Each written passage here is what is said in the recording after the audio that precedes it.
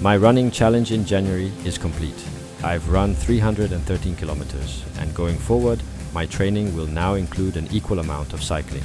But first, as promised in the last episode, I'm going to do a lactate test on the bike and on the treadmill. In this episode, we'll take a look at how the bike part went. There are probably many ways to conduct a lactate test on the bike. I start with a 20-minute easy warm-up. Once the warm-up is completed, I begin a step test where I increase the watts by approximately 20 watts every 3 minutes and cycle until I can no longer turn the pedals. Because I have cycled very little since late summer 2023, I start the warm-up at 110 watts. After 10 minutes of warm-up, I test the amount of lactate in my blood. For this, I use a Lactate Scout 4. It's easy to use and designed for sports. The process is also very straightforward. You insert a strip into the meter. It's important not to touch the end of the strip to avoid contamination. Then you clean a finger with alcohol and prick a small hole with a lancet. You remove the first small drop of blood with a clean tissue. The next drop is the one you need. The lactate meter requires only a very small amount of blood, which you collect by placing the end of the strip near the drop of blood. In my case, there were 1.5 millimoles per liter of blood after 10 minutes of warm-up. As I understand it, it's normal for the amount of lactate in the blood to be slightly higher during warm-up than it is in the initial intervals. Each step is 3 minutes long, and after 2 minutes I measure the amount of lactate in the blood. During the first interval, I cycled at 134 watts and measured 1.3 millimoles per liter. What I'm trying to determine with this test are my lactate thresholds 1 and 2, also known as LT1 and LT2.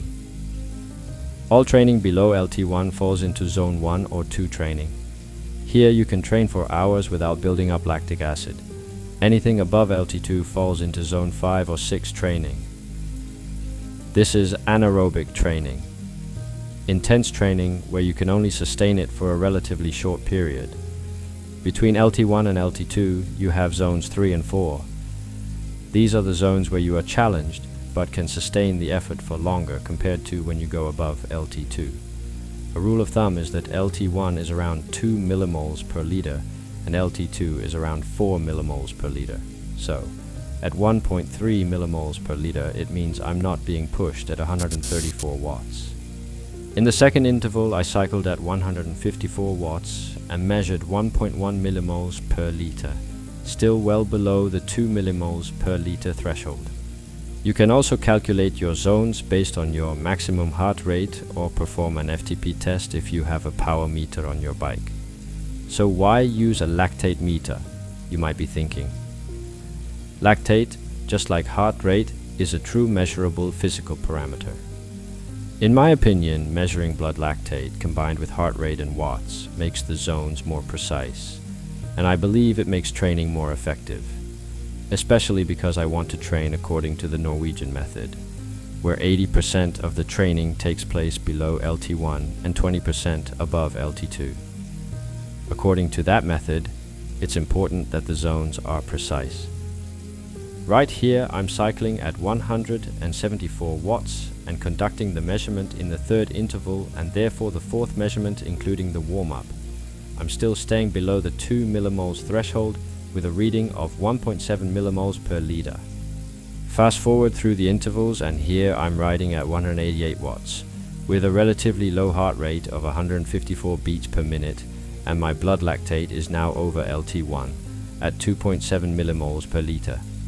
The next interval brings the power up to 208 watts and an okay heart rate of 161 beats per minute. However, my muscles are struggling with lactate and I reach 4.2 millimoles per liter, surpassing LT2. At 224 watts, my heart rate is still in my comfort zone, reaching 169 beats per minute. However, the lactate level is high at 6.5 millimoles per liter. At 244 watts, my heart rate is also creeping up to a level where I definitely can feel it, at 176 beats per minute. With a reading of 8.8 millimoles, the end is near. And a few moments later, 12.8 millimoles forced me to surrender. The target was 262 watts, and that was more than I was able to sustain. my heart rate also surpassed 180 beats per minute. So I can factually conclude from this test that my LT1 is right around 178 watts and 150 beats per minute. My LT2 is right around 206 watts and 160 beats per minute. Additionally, I would allow myself to conclude that my cycling form is really poor, and there is plenty to work on. Some of it surely comes from not having trained on the bike for a long time, so the muscles need to get used to pedaling again. This theory might be plausible, as the heart rate stays in my comfort zone until shortly before I can't continue anymore. The test was also conducted seated in the aero bars, and if you've seen my previous videos, you may remember that I haven't trained much in that position. So, all in all, there's a lot to work on, and it will be interesting to see how it develops over the next month. In about 28 days, I'll be doing another test.